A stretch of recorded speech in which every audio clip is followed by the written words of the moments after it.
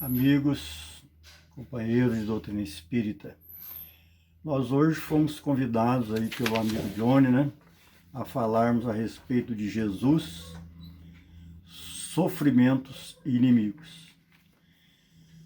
Primeiro vamos ver a respeito de Jesus rapidamente, em ligeiras pinceladas, Nós remontarmos à questão 625 de O Livro dos Espíritos, Allan Kardec questiona aos amigos espirituais quem é que Deus colocou na Terra para servir de guia e modelo para a humanidade.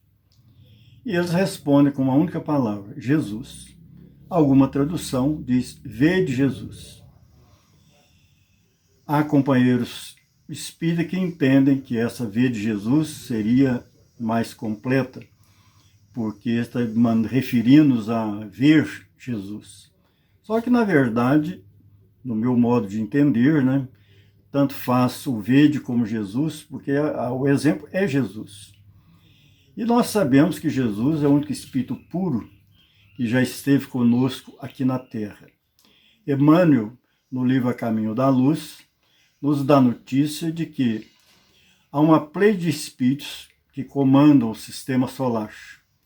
E essa pleia de espíritos reuniu, com relativamente à Terra, a primeira vez quando foi decidir para a sua formação. E nesta Assembleia, decidir também quem seria o construtor da Terra e quem seria o seu administrador de ordem espiritual, responsável pelo nosso planeta. E lá, nessa reunião, nesses luminares da espiritualidade, foi escolhido o nosso amigo Jesus, esse irmão maior nosso, para ser o coordenador, o governador da Terra, e trabalhar na sua formação. Emmanuel nos dá notícia também no A Caminho da Luz que esta pleia de espíritos voltou a reunir a respeito da Terra quando foi para decidir se Jesus reencarnaria, ou renasceria, ou nasceria, vamos dizer assim, entre nós. Porque nós sabemos que esses espíritos elevados, quando vão nascer no nosso meio, o Emmanuel nos mostra isso muito bem com Alcione. Olha que Alcione e Jesus há uma diferença muito grande, mas apenas para nós entendermos a situação. Quando Alcione, no livro lá, Renúncia, de Emmanuel, psicografia do nosso amigo Chico Xavier, foi para reencarnar, foi toda aquela preocupação dos amigos dela, por que motivo ela iria embrenhar-se na carne novamente. E Alcione teve que passar um período longo de condensação de fluidos para poder renascer entre nós. Pois bem, imaginemos isso numa proporção muito mais dilatada, que essa proporção seria com relação a Jesus. Então decidiu-se que realmente Jesus iria renascer para trazer para nós o seu evangelho de amor. Porque a humanidade já tinha, como nós sabemos naquela época, a humanidade já tinha a lei de Moisés, a lei da justiça, segundo o Evangelho segundo o Espiritismo, no capítulo 1, é a lei da justiça, a lei do olho por olho, dente por dente, tem a razão disso ser, que foge ao nosso comentário nesse momento. Mas vem Jesus, renasce entre nós, para nos falar de amor. Então, quando, por exemplo, levar aquela senhora que estava sendo julgada sobre o fato de ter praticado o adultério, levaram-na à presença do mestre e lhe perguntaram, os fariseus lhe perguntaram: mestre, a lei de Moisés determina que as adúlteras devam ser apedrejadas. E vós, o que dizeis? E Jesus, calmamente, estava ali agachado, dizem que escrevendo na areia, na terra. E quando me insistiram na pergunta, ele lhes fez uma contra-pergunta, ou uma colocação a respeito desse fato. quando disse, olha, aquele dentre vós que estiver sem pecado, atire a primeira pedra. Aí nos relatam os evangelistas que aquele pessoal que estava ali aglomerado, querendo apedrejar aquela senhora, que a lei de Moisés determinava que os adultos fossem apedrejados, começaram a retirar-se do recinto, ou daquela praça, daquele local, começando pelos mais velhos. Isto é, aqueles, por ser mais velho, pressupondo-se que haveria neles uma maior experiência de vida e que poderiam refletir melhor sobre esse julgamento. Mas Jesus continua na sua posição e quando ele levanta os olhos, ali não se encontrava mais ninguém. Aí ele questiona aquela senhora, mulher, onde estão os que te julgavam? E ela lhe diz, todos foram embora, Senhor. Então ele fala para aquela moça, aquela senhora, né? Então vai-te e de futuro não voltes a pecar mais. O Leon Denis nos fala, salvo engano no livro No Invisível, que quando Jesus estava agachado, ele escrevia na areia, onde está o adúltero? Porque o crime de adultério não se pratica sozinho. Quer dizer, há uma parceria na prática desse adultério. Por isso que onde estava aquele homem, né, que também precisaria de ser julgado. Mas isso é se nós pegarmos aqui o que nos interessa, meus irmãos, meus amigos, o que nos interessa é a questão do julgamento. Como é que Jesus nos orientou a respeito dos nossos inimigos? Nós vimos aí pessoal querendo apedrejar a senhora e ele então tem uma postura de amor. Quer dizer, querendo nos dizer assim, olha, se nós só temos direito de julgar o outro se nós não tivermos nenhum defeito. Razão pela qual nenhuma daquelas pessoas quiser julgar aquela senhora. Então Jesus nos recomenda com relação aos nossos inimigos, ele nos fala, quando Pedro lhe pergunta quantas vezes nós haveríamos de perdoar aos nossos inimigos, e ele responde para Pedro pergunta a ele, aliás, né, até 7 vezes, mestre? Não, Pedro, não vos digo que até 7, mas 70 vezes 7 vezes. Isto é, se nós fizermos a conta de multiplicando isso aí, nós vamos encontrar o resultado de 490 vezes. 490 vezes o perdão, né? E Emmanuel diz para o Chico, isso também está no livro Renúncia, que esse perdão de 490 vezes é por dia. Em outras palavras, o perdão deve ser ilimitado. Nós temos que, não vamos pensar em perdão de uma forma limitada, não perdão que a gente eu vou perdoar o meu inimigo tantas vezes, não é isso. É perdoá-lo de acordo com as nossas possibilidades. Aí nós convidamos os nossos companheiros, né, que estarão a nos ouvir mais logo, ou em outra oportunidade, como é que nós ficamos relativamente ao perdão. O Chico, nós sabemos que teve um pequeno senão com um barbeiro em Pedro Leopoldo.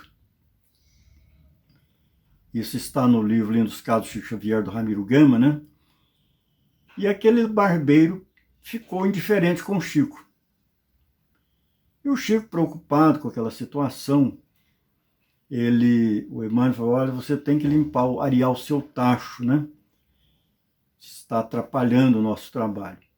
E o Chico resolve procurar aquele senhor e lhe diz, olha, eu vim aqui lhe pedir perdão pelo mal que eu lhe tenha feito. Eu vou, Chico, se você perdoar, eu te perdoo tranquilamente. Mas você quer que eu lhe perdoo porque você é sem vergonha ou porque você é humilde? E o Chico fala para ele, olha, eu quero o seu perdão, não importa a maneira como você vai me perdoar. Bom, então vou te perdoar sem vergonha que você é. Aí a questão seria essa, será que nós estaríamos em condições de agir como Chico, de agir como o Estevão, que apedrejado, a mando de Saulo de Tarso, né, que ainda não era Paulo, e quando na presença de Abigail, lá naquela sala em que eles se encontravam dentro do templo de Jerusalém, ele fala para Abigail para não sentir-se magoada com Saulo, porque Saulo havia feito aquilo com ele, quer dizer, determinar, conseguir a condenação, sua condenação pelo apedrejamento, porque ele amava a Moisés. E que o dia que ele, Saulo, conhecesse Jesus, ele iria amá-lo tanto ou mais do que Moisés. Será que nós, falando por mim, né? Será que teríamos condições de agir como um Chico, de agir como um Estevão? Ou será que nós ainda somos pequenos demais para isso? E aí como é que nós ficamos diante do ensino de Jesus? Como é que eu vou fazer nesse relacionamento meu com os meus inimigos? Ou, se nós pudermos ter a expressão do Chico, né? Eu não tenho amigos, eu não tenho inimigos, melhor dizendo, eu tenho amigos que deixaram de gostar de mim. Certa feita perguntaram para Chico, você tem inimigos? Pô, eu não tenho inimigos, eu tenho amigos que deixaram de gostar de mim. Então, se nós, na nossa pequenez, será que a doutrina espírita que interpreta o Evangelho de Jesus, essa terceira revelação da lei divina, que nós sabemos, primeira foi Moisés com a lei de justiça, né? Segunda, Jesus com a lei de amor, e a terceira, a verdade. Será que a doutrina espírita nos pede realmente, quando Jesus disse, olha, se alguém te bater em uma face, vai até ele e apresente a outra. Se o teu adversário te convidar a dar 1000 passos com ele, caminheis mais 2000. Será que a doutrina espírita nos fala que realmente nós devemos chegar lá no nosso inimigo, dobrar-nos diante dele, dobrar o nosso orgulho, a nossa vaidade e pedir-lhe perdão? Ou será que a doutrina espírita nos dá um outro norte a respeito? Olha, a doutrina espírita, trazendo os ensinos de Jesus com maior clareza para nós, nos diz que esse perdão ele é relativo à nossa evolução. Se nós tivermos uma evolução de um Estevão ou de um Chico para agir como eles, tudo bem. Se nós não tivermos, nós devemos de agir de forma diferente. O que seria esse perdão para com os nossos inimigos? Seria esquecer o mal que eles nos fizeram. Seria nós pensarmos quem é o maior prejudicado diante de um fato. Digamos, vamos pegar um fato concreto. Nós chegamos em determinado lugar e alguém, por esse ou aquele motivo, nos agride verbalmente e até, às vezes, fisicamente. E nós conseguimos sobrepor aquele momento, saímos dali e acabamos por meditar. O que eu faço agora?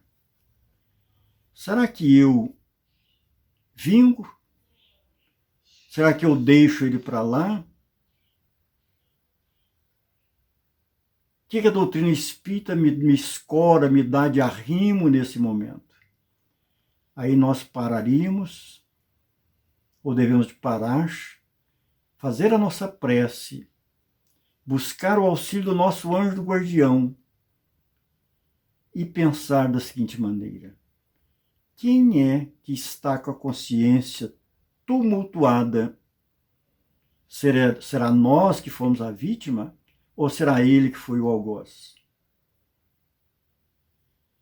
Ah, mas para ele tanto faz, ele não é espírita. Muito bem, é por isso mesmo, nós somos espíritas. E na condição de espíritas, nós tendo mais conhecimento do que ele, o agressor, nós não podemos medir forças com ele. O Emmanuel nos fala que numa situação assim, nós deveremos de envolver o chamado inimigo no algodão da prece.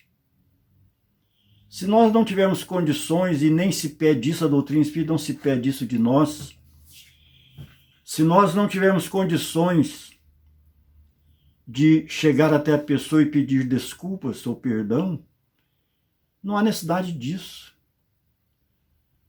Basta que nós esqueçamos aquele fato. Em toda contenda, será muito maior aquele que se humilha diante do agressor ou diante do contendor. Quando nós nos humilhamos, nos curvamos, nós nos tornamos muito maiores moralmente do que o outro. Hilário Silva, no livro A Vida Escreve Almas em Desfile, ele nos relata um conto que nos diz o seguinte: um rapaz foi em uma festa, ele foi agredido fisicamente por outro jovem que ele também se encontrava. E ele, naquela festa, ele apanhou e ele olhou para o seu agressor de porte mais avantajado, ele concluiu com ele: olha, se eu for medir forças com ele, eu vou apanhar mais. Foi embora para sua casa. No outro dia, comprou um revólver e preparou-se para, a hora que ele encontrasse o agressor, tirar-lhe a vida. Só que naquele mesmo dia, por um comando de ordem espiritual, um seu amigo pegou-o e convidou-o para ir ao centro. E ele foi ao centro espírita participar de uma reunião pública de estudos. E lá nesta reunião, ele ouviu exatamente a respeito do perdão das ofensas. E aquilo ficou martelando no seu íntimo, né? No seu, ali, te cobrando uma atitude. Mas ele não se desfez do revólver. Quando foi no outro dia, ele estava indo para o seu trabalho, a pé, quando cruzou com o agressor. O primeiro ímpeto foi sacar a arma e detoná-la contra aquele seu adversário. Aí ele lembrou do comentário da noite e desistiu daquela ideia. E assim foi durante vários dias. Ele deparando com o seu adversário, mas o que ele ouviu lá no centro espírita impedia ele de ter uma ação realmente de agressão. Até que um certo dia ele estava indo para o trabalho e, ao passar por perto da casa daquele agressor, do algoz, ele viu que havia um tumulto de pessoas. Ele parou e perguntou para alguém que estava lá naquele local o que havia ocorrido. E aí ele lhe contou: olha, o fulano, vamos dar um nome, o João, só para a gente identificar, o João que agrediu você, ontem foi picado por um escorpião e veio a desencarnar. Veja bem, estava na trajetória daquele algoz que ele iria desencarnar. Uma desencarnação prematura. Mas houve uma diferença muito grande entre desencarnar pelas mãos da vítima do que picado por um escorpião. Imaginemos se aquele jovem tivesse atirado no outro. As consequências de tudo isso. como é que ele ficaria? Consciência, o resgate espiritual, acabaria com a sua vida também, porque seria preso, responderia por um processo. Poderia até alegar, mas poderia ser absolvido, sim. Poderia até ser absolvido pela legislação humana, mas a lei de Deus, da pergunta 614 do Livro dos Espíritos, está inscrita na nossa consciência. E a nossa consciência irá nos cobrar de todo o erro que nós venhamos a cometer. No livro Há 2000 anos, tem o caso lá do Simeão, quem já leu o livro deve estar lembrado, quando Lívia e Ana saem para esconderem, né, dos militares lá, de Pôncio Pilatos, que queriam conquistá-las, aliás, elas fogem e vão para cá do tio da Ana, de nome Simeão.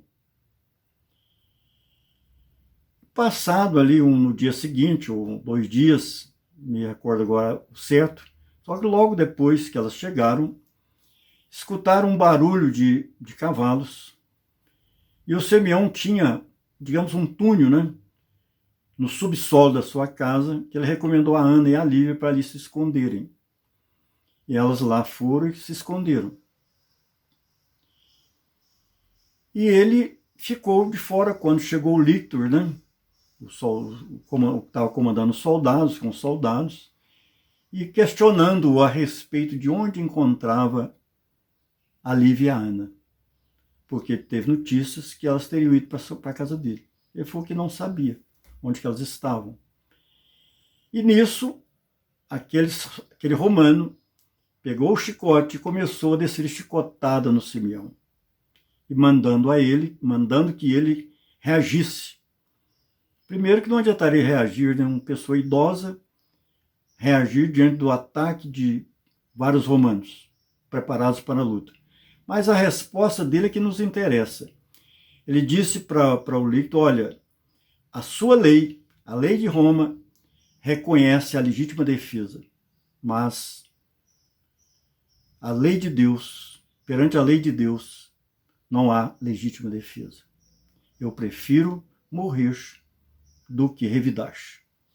E aí, realmente, continua as chicotadas, e num determinado momento, aquele chicote enlaça no cruzeiro que tinha na porta da casa de Simeão, derruba o cruzeiro e ele vem a cair na cabeça do agressor do Simeão, que veio a desencarnar em decorrência daquele fato.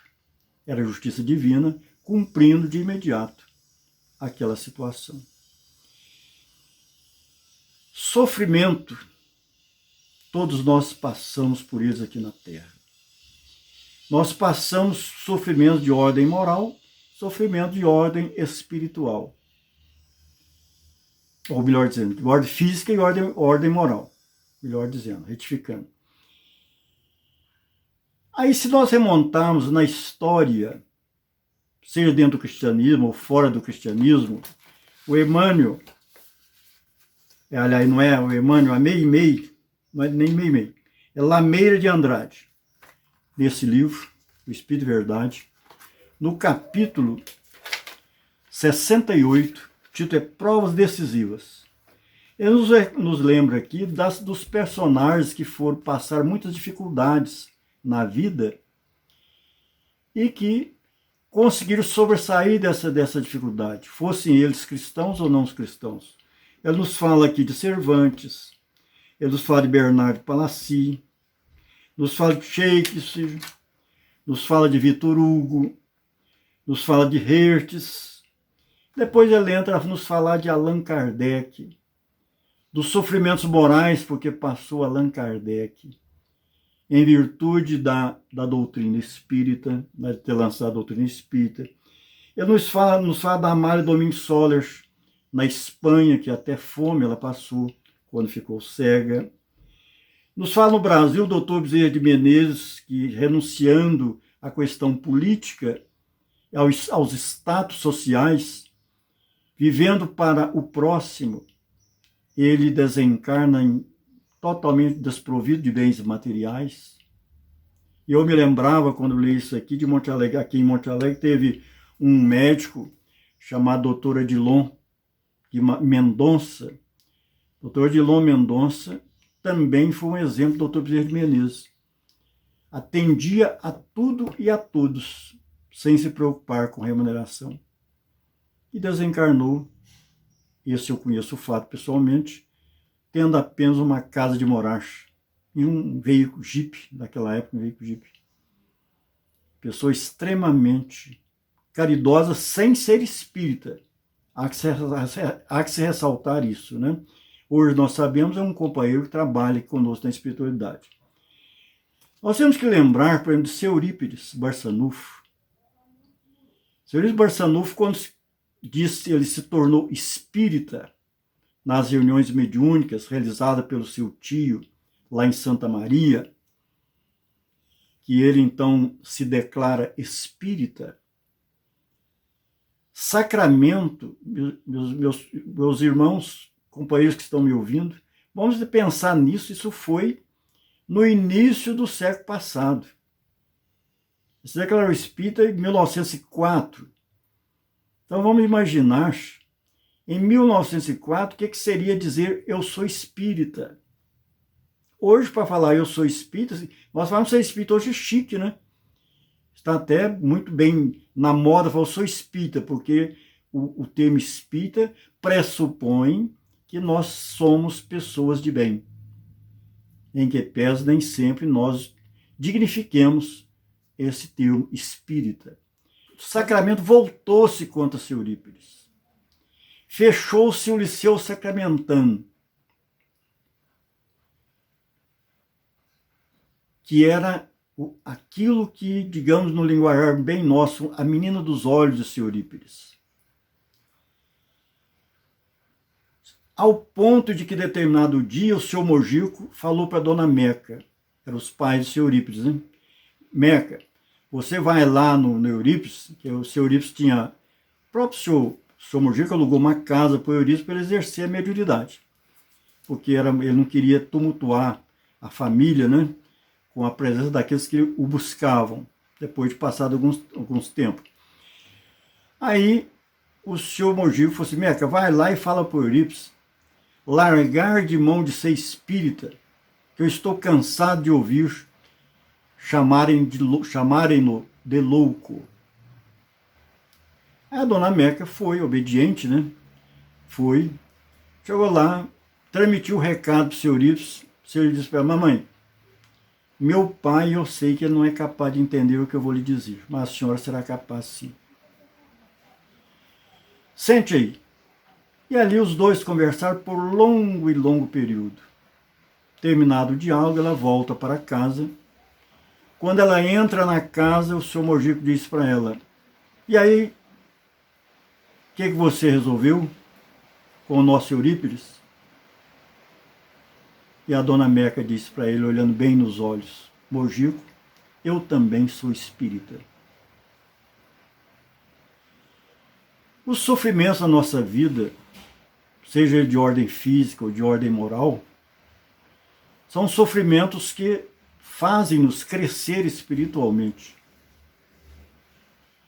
Às vezes o sofrimento de ordem moral é muito maior do que o sofrimento de ordem física, porque o sofrimento de ordem física nós tomamos um medicamento e nós coibimos a dor, por exemplo, nós estamos com a dor de cabeça, tomamos aquele medicamento, a dor de cabeça passa. Mas quando é um sofrimento de ordem moral, quando alguém nos calunia, quando alguém nos fere com a língua, nos atacam, né? Menosprezando, falando de nós aquilo que nós não devemos, isso é realmente doído. Mas é uma dor para fazer com que nós cresçamos, meus amigos, cresçamos espiritualmente. Sem dor, essas dores que nós atravessamos aqui na Terra são dores, testes, são dores que nós estamos buscando, muitas vezes nós mesmos pedimos, ou nos foram impostas, depende se é prova ou se é expiação, para que nós viéssemos a crescer. crescer espiritualmente. A terra é um mundo de provas e expiações. Nós estamos entusiasmados, né, com a terra, mundo regenerador. Estamos na transição. Aliás, eu vi agora, vários dos companheiros devem ter visto também, o Divaldo divulgando a última obra do Manuel Filomeno de Miranda, psicografada por ele, terminou psicografada sexta-feira passada, está com 8 dias, que vai ser lançada até o dia 30, haverá uma pré-venda. O nome eu não guardei, hoje até ainda vi o nome, eu não guardei o nome. Mas é uma obra que vai ter notícia para nós, uma obra sem dúvida, como o Divaldo fez um preliminar sobre ela, é uma obra que trará notícias para nós desse mundo regenerador, trará notícias dessa pandemia, do trabalho da espiritualidade para contê-la. Mas nós precisamos ainda estar com os pés no chão. Nós ainda estamos no mundo de provas e expiações. Nós estamos no alvorecer do mundo regenerador. Mas eu preciso estar com os pés no chão no mundo de provas e expiações. Então, quando eu achar que a minha dor está muita, está excessiva, que eu não estou suportando mais, vamos buscar Jesus. Vamos questionar conosco mesmo. O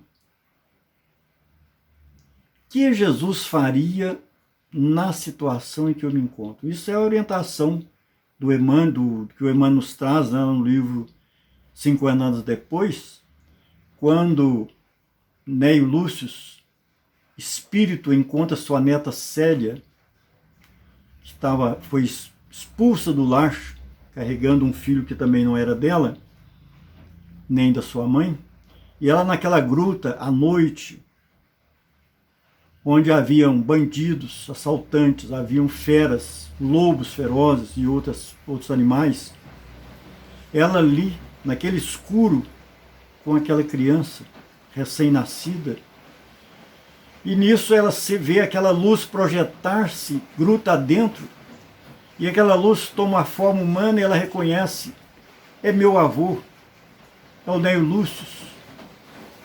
E ali estabelece um diálogo longo entre os dois. E o Neio termina falando, minha filha, você que está enfrentando esse sofrimento de ordem moral e até material tão grande, toda vez que o sofrimento bater na sua porta, lembre de Jesus e pergunte, como Jesus agiria na situação em que eu me encontro? E você achará a resposta. Então aqui na Terra, nos fala o Evangelho segundo o Espiritismo, que nós temos momentos de felicidade. A felicidade ainda não é deste mundo. E esse momento de felicidade, nós mesmos criamos esses momentos. Nós vamos criá-los de que forma? Quando o meu dia estiver nublado, alguém me ofendeu, eu estou sofrendo muito, vamos buscar aquele irmão que esteja em maior dificuldade. E nunca esquecermos que por maior sejam os nossos sofrimentos, tem alguém que sofre mais do que nós. Que por mais inimigos nós os tenhamos, seja encarnados ou desencarnados, mas nós temos uma multidão de espíritos que nos amam e nos querem bem. A começar do nosso anjo da guarda. Que quanto mais bem nós distribuirmos aqui na Terra, mais bem nós fizermos, mais amigos espirituais nós vamos ter. O livro do Espírito nos fala que nós temos 3 categorias de espíritos amigos. Temos o anjo da guarda, o espírito familiar e os espíritos simpáticos ou amigos. Vamos lembrar disso. Todos nós que sofrermos, fisicamente, moralmente, lembremos que Jesus é o nosso leme. Vamos lembrar daquela criança que estava no avião, o avião em pane, e ela tranquila, brincando, alguém disse para a criança, todo mundo em polvorosa, Mas por que você está tão tranquila assim, minha filha? Porque o piloto é o meu pai. Então vamos lembrar que o piloto da nossa vida é Jesus. E que Jesus nos recomendou para irmos até Ele quando estivéssemos aflitos, sobrecarregados, que Ele nos aliviaria. Que Ele nos disse que jamais nos deixariam órfãos e que voltaria a nós. Que esse amado Mestre, esse amigo de todos os instantes da nossa vida, possa estar conosco hoje e sempre, iluminando a nossa trajetória por esse planeta bendito, essa escola abençoada onde nós vivemos. Abraço a todos, muita paz.